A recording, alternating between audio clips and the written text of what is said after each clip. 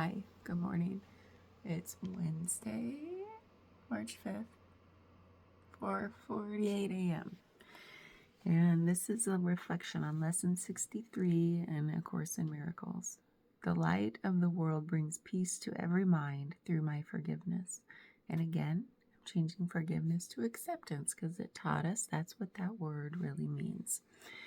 So, the light of the world brings peace to every mind through my acceptance. And it says, the light of the world brings peace to every mind through my acceptance. I am the means God has appointed for the salvation of the world. And there was something here, like, what purpose could you have that would bring you greater happiness?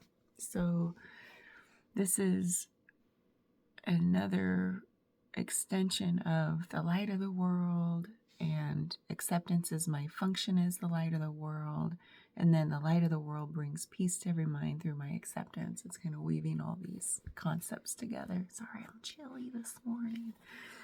I'm gonna hide in here.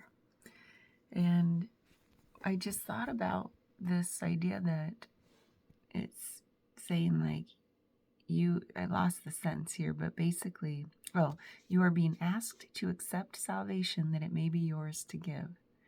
You're being asked for practice self-acceptance so that you can turn around and extend that to beyond yourself, to others. That's how I take this. And that's been a theme this week, for sure, coming through. What I was also thinking about, though, is today is Ash Wednesday, and I was wondering, like, what does it really mean, Ash Wednesday? And it's a holy day that marks the beginning of Lent, I'm reading. And it's a 40-day period of fasting, prayer, and giving. It's a day of repentance and reflection on mortality and sin. And the ashes are that sign. People will get ashes placed on their forehead, and it's a sign of their mortality and the need for what they call reconciliation with God. So it's going into repentance or doing your penance, meaning you're basically seeking forgiveness or acceptance from God and from yourself. And so for these 40 days, you give up something. So basically it's an offering, I think, a surrendering of, like, giving of an offering to God to say, like, I'm full of sin, I guess, and I need acceptance. And, like, I'm offering something up as a form of surrender and asking forgiveness. Asking for you to accept me as I am. I don't know, that's kind of how I'm thinking about it. People in different churches or religions might think differently, but that's how I'm trying to understand Ash Wednesday. It's kind of this 40-day period of deep humility. And I really love that feeling. I love humility. I love tapping into that feeling of humility. It really it dissolves the ego. It really does. Like, when you can really tap deeply into humility, the ego's like, ooh, okay, I'll be quiet too. So, like, I kind of love that idea of, like, these next 40 days just going deep into humility and quieting the ego. And that was something we talked about yesterday in the reading about becoming the witness. Is I didn't mention the word humility, but that's really what it's about too, is getting deep into this state of humility. Honest humility, not just false humility. Of course, it's an embodied feeling for sure. Wow, it is embodied when you just feel like,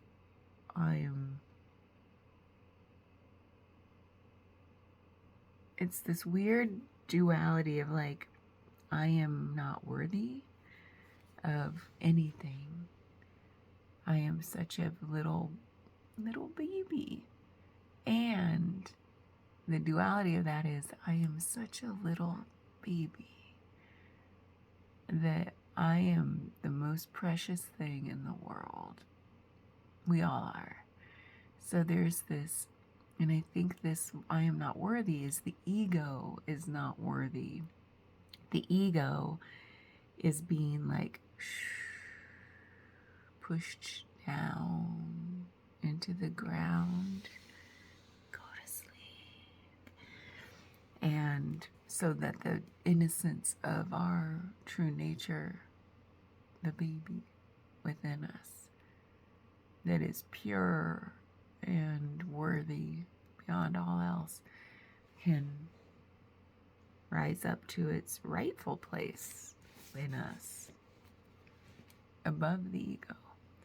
That's how this embodied feeling really feels. The embodied feeling of humility is when you're just like, oh, the ego is just being silenced, meaning you who you have been in the world up to this point, just stop. It's just stop. Out of love. This is like total love, but like you need to. That's the ego, the silencing of the ego. And so I feel like I'm gonna feel into like maybe I've never practiced Lent. Really, it's never hit me before. Like I said, all these things are now hitting me.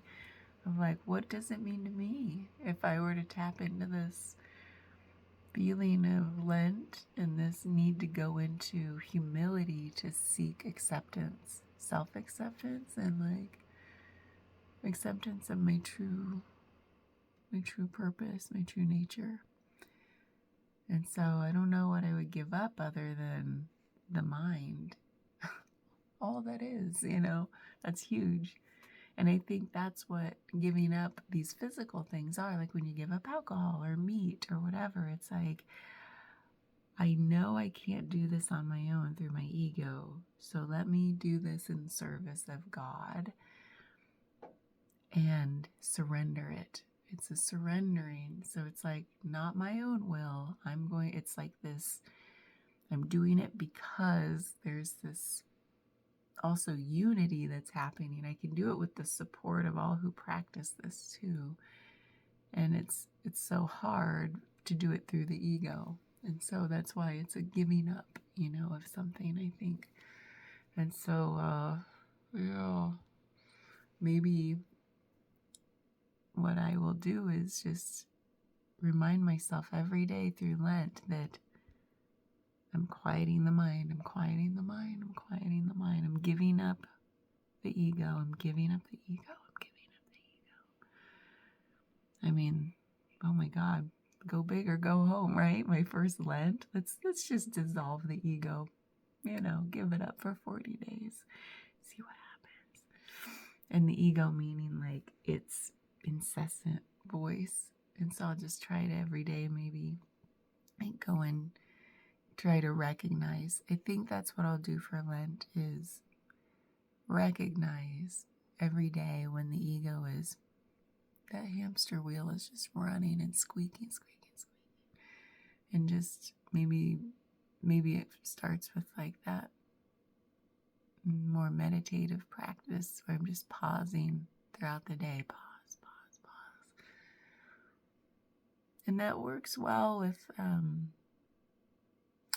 the daily pausing I'm doing with practicing the Course in Miracles. That'll be a way to just as a reminder to incorporate that maybe. Yeah, I'll think on that. So yeah, I think that's what lesson 63, coinciding with Lent, Ash Wednesday, the start of Lent, really means to me. So yeah, thanks for listening. Have a great Lent.